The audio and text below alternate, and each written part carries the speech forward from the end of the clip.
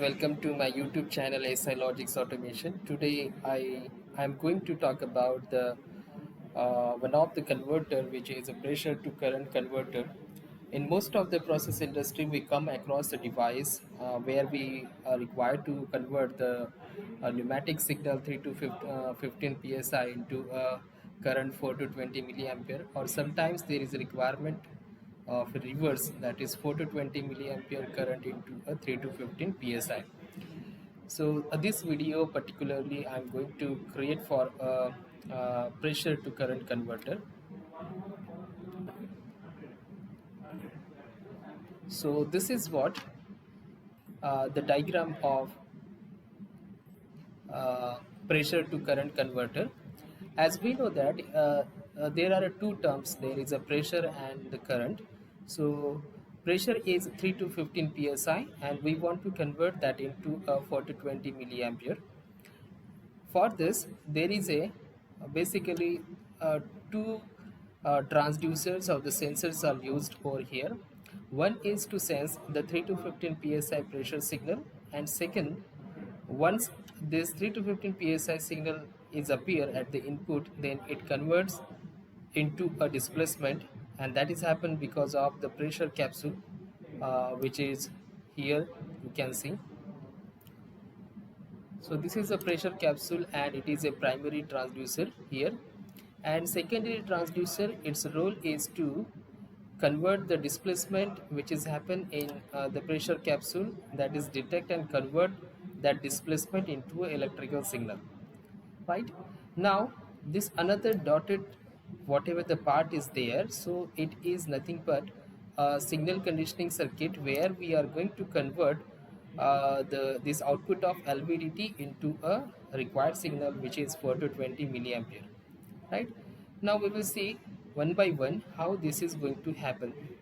Now the input signal, we have a 3 to 15 psi, which is a pneumatic signal that we are given here as an input to the pressure capsule. How much is the pressure over there? Depending upon that, the displacement, or it will expand or contract. Okay, so when it expand, what will happen? This on this pressure capsule, we implemented one a shaft over there, or we can say core. So iron core is there, and this is acting as here the part of a LVDT. So LVDT is a linear variable differential transformer because it works on the principle of electromagnetic induction and transformer function. So this is nothing but the core, and there is a one primary winding, there are two secondary windings are there.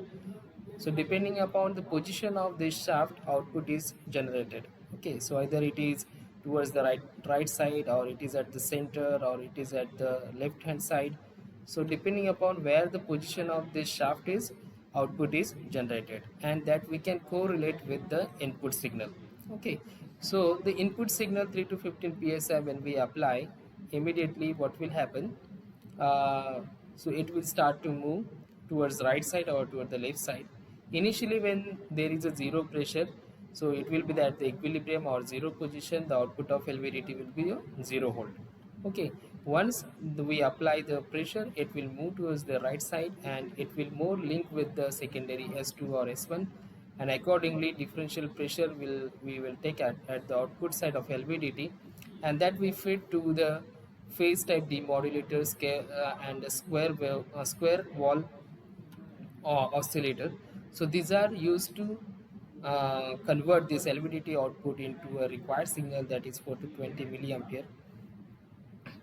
To drive this uh, particular circuitry, we require input voltage, input supply, that is we are giving here 110 volt AC 60 hertz through the power transformer. It is rectified and it is given to the filter and regulated power supply.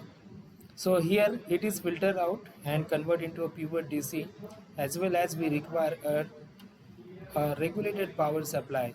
For example, if we want a 24 volt DC supply, then it will convert into DC 24 volt DC, and constantly it will apply to the, it will provide this 24 volt to the square wall and to the phase type demodulator. Or if suppose I want 5 volt for this particular, so that can be happen, that depends upon the design of that circuit, right? So once this is converted, this current will go through these different resistances. So these are used to span adjustment, zero adjustment, and finally we have here one more resistance which will convert this current into a range which we want. For example, we want to convert this into a 0 to 10 volt DC or 0 to 5 volt DC supply. Okay, so 3 to 15 psi when we apply, it will convert by this LVDT. It will go to the phase type demodulator, square wave oscillators, and through this then this current flows through the zero adjustment where we can adjust the zero.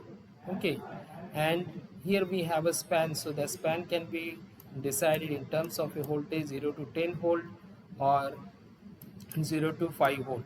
Okay, now the further device which is there, which we want to drive, we want to give this signal to the further device, maybe a controller, PID controller.